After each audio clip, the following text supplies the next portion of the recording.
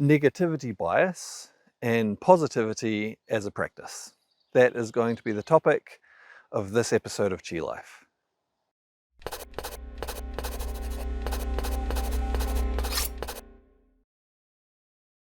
So you may have noticed different people in the world have different tendencies of how they tend to approach and perceive different things around them. And one common tendency is to find the negative in different situations. And there's a good chance that you may have noticed that within yourself as well. Because even people who, on the outwards appearance, seem to be very positive maybe all the time, often internally they may actually be looking at things quite negatively on a regular basis.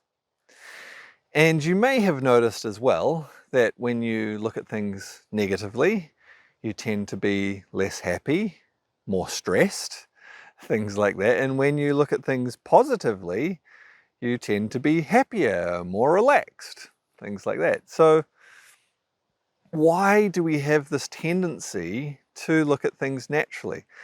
It might reassure you to know that to have a tendency to find the negative within different situations is entirely natural.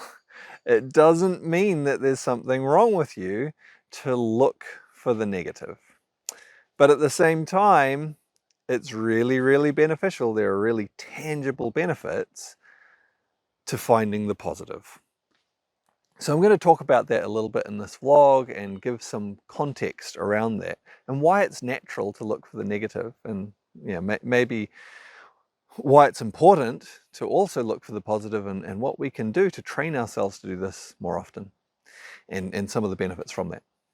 So if we go back, like as a really simple example, it's good to look at things in simple terms. In life, often things are much more nuanced, but if we can draw out the simple principles, we can then apply those same simple principles to understanding the more complex, nuanced situations that we face on a regular basis. If we go back into prehistoric times when life was very simple, the things we had to deal with were very simple. Maybe we could pick an example of something that would be negative and something that would be positive to experience. So maybe a negative thing would be to come across a saber-toothed tiger, which there's a fair chance it would chase us, and there's a good chance it would catch us if it chased us, and that would be really bad. That would kill us, right? The flip side of that, maybe something positive, could be finding some really ripe, delicious fruit. Cool. That's going to be a good thing. We're going to get some food that'll give us energy. We'll be able to have more energy for whatever we're doing, and particularly if we're starving, that might keep us alive, and give us more longevity, make us healthier. That's a good thing. So something negative, something positive. In this prehistoric time, if we were out in our environment, sniffing what's going on around us, being aware of everything, the things we can hear, see, smell, all of those sorts of things, really connected to our natural environment. Which one of the clues for each of these things, which one do you think our mind is going to pay more attention to? The nice, ripe, delicious fruit, or the tiger? They're both things that are very useful for us to pay attention to. But if, for whatever reason, our mind doesn't pay attention to the tiger and any possible signs of there being a tiger there, most likely that's fatal. If we don't find out about that tiger soon enough, most likely the story ends and we don't get to pass on our genes. Flip side of that, the ripe fruit, we want to pay attention to that. Of course, we want some ripe, delicious fruit.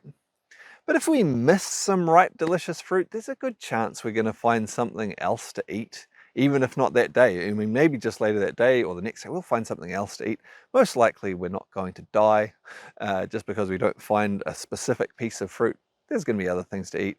And similarly, even if we don't notice it immediately, if it takes us a little bit longer to figure out, like, oh, hey, I think I can smell some fruit. It takes a little bit longer to figure out where it is. That's okay. the fruit's not running away. We're not going to die if it takes us a little bit longer to find it.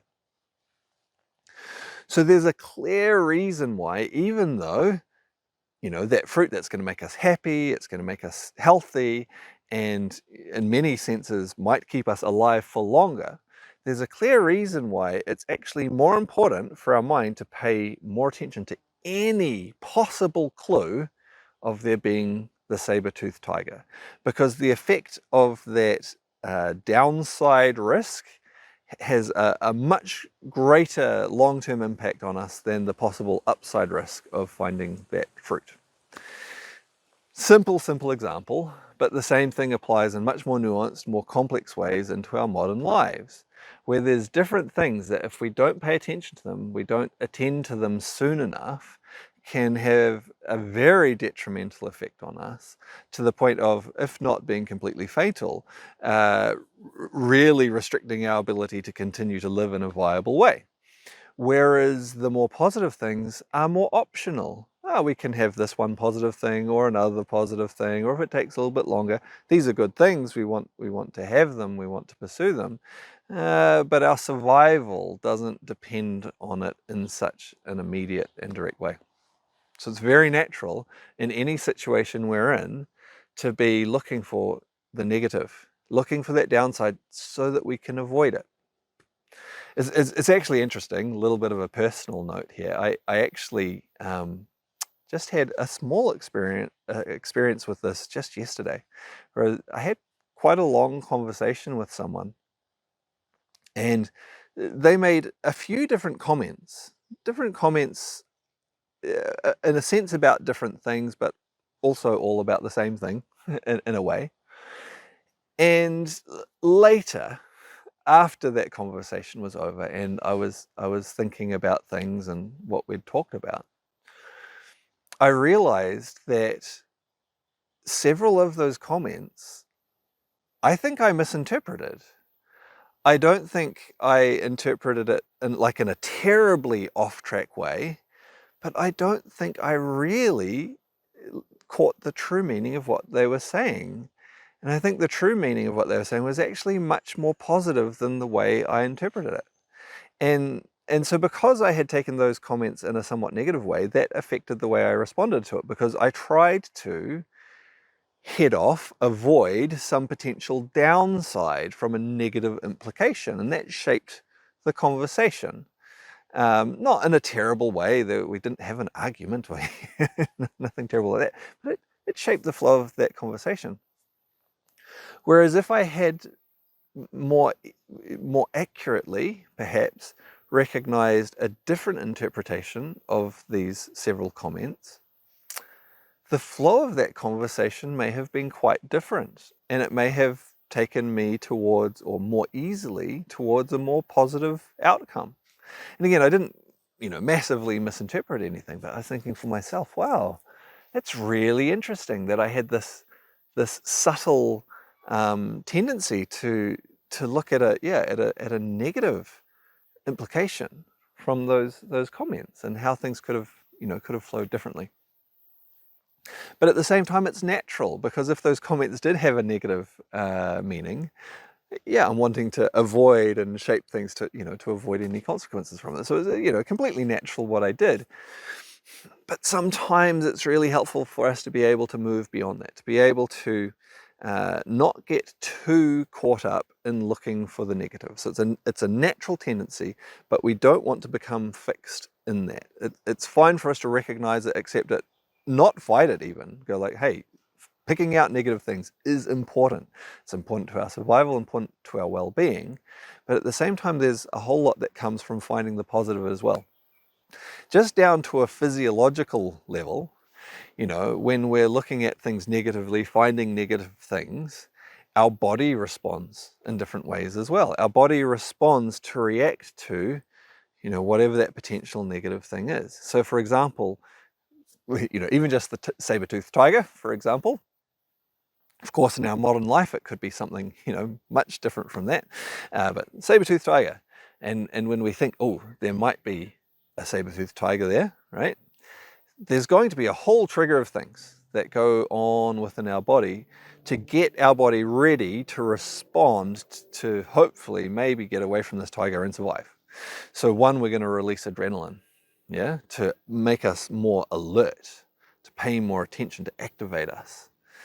Then we might also release some cortisol to get energy through to our muscles, to brace our body, to give us a surge of energy if we need to run, if we need to climb, things like that. And that's healthy. If we need to get away from a saber-toothed tiger, we want that adrenaline, we want that cortisol. But if we're staying like constantly thinking there's something negative, something harmful, well, then we're constantly releasing cortisol. We're constantly releasing adrenaline, and then we get adrenal fatigue, our energy levels drop, with the cortisol. Maybe we start to have issues with our liver, with our blood sugar, with things like that come from being continuously stimulated in that way for a long period of time. Now again, is there anything wrong with releasing adrenaline to make us alert if there's something we might need to respond to? Of course not. Is there anything wrong with releasing cortisol to give us a surge of energy, when we need it? Of course not. But having a habit of staying in that mode for too long can be really, really harmful. The other side of that is when we find the positive, we're much more likely to, again, we're going to keep this simple. There's so many different details to this, but this is just simple examples here. Our body's going to respond in other ways. Maybe just sticking with hormones. When we find something positive and we feel a sense of success, of reward, we're going to release dopamine. And this is really good for our heart, really good for the circulation of our blood. When we feel settled and contented, we're going to release insulin more easily, and eventually even serotonin, giving us a sense of calm and stability when we're finding good things that make us satisfied, make us calm, and so on. And so, of course, it's good to have healthy function of these hormones as well. That doesn't mean the adrenaline, the cortisol are bad, but having a balance between these things. So healthy for us to find negative things, identify them, but also healthy for us to keep in perspective and not dwell on those things, and also actively identify the positivity. Because negative outcomes tend to have a bigger effect on our ability to survive, we have a tendency to focus on those more, and sometimes this can be to the exclusion of paying attention and really identifying the positive. And because of this, it can be really helpful for us to actually consciously work with this, to help to shift us out of maybe a tendency of being, finding the negative too much, and reorient ourselves to more commonly, more regularly, more frequently identifying the positivity. This will help us to steer through life. I'll come back to that in a moment, as well as shift things within the chemistry, within the activity of our body, to having a state of health and equilibrium. So it's not that we don't get activated, we don't get worried, we don't sometimes get scared. These are healthy things. We don't sometimes get angry. These are healthy, but we don't get stuck in them, and we get some of the other side of things that gives us a healthy balance, true health, true vitality, true balance. On a conceptual level, back to the steering ourselves through life part as well, finding the negative and avoiding the negative, again, that's really important. But then what tends to happen is our focus is on avoiding negativity. So it means we're not really steering where we're going, we're just going away from something. That's very different from when we're finding positivity and maybe moving towards it. And now, instead of just moving away from something, we're actively moving towards something. If all we do is move away from things that are negative, well, our life can become quite chaotic and not go where we want it to go at all. Whereas when we have a balance of certainly we want to avoid the negative, avoid the dangerous, but also looking towards the positive, we actively steer ourselves towards good things, and cumulatively over time, having an orientation of moving towards things that we want has a big impact on how our life plays out. So, well worth putting emphasis on finding the positive while not shutting down, not neglecting, actually appreciating the ability to find the negative for sometimes. When we do that, actually, we're more able often to, identify when there is a problem, but then when we recognize it's no longer a problem, let it go, when we appreciate that it's a beneficial thing, because we don't feel uneasy about it, and then more easily switch into finding the positivity.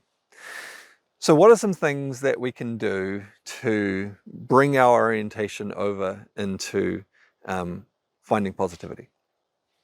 One really simple practice that has become quite popular, and it can be really powerful, that you may have heard of, is to keep a gratitude journal. And basically, and it's really helpful to have this as a journal where you write it down, because when you write something down, it makes us shape our thoughts into something tangible, and that makes it more definite for us. It gives us positive reinforcement.